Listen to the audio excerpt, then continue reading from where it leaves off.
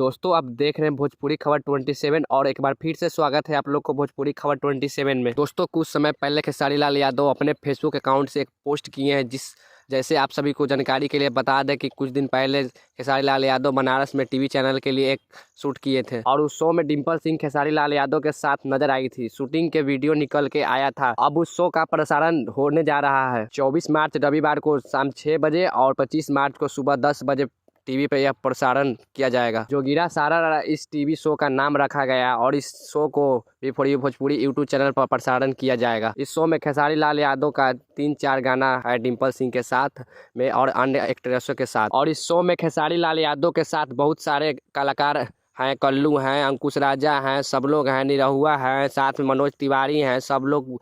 बस आप लोग 24 मार्च और 25 मार्च को तैयार रहिएगा। और यह प्रोग्राम होली के शुभ अवसर पर बी फॉर यू चैनल द्वारा लाया जा रहा है।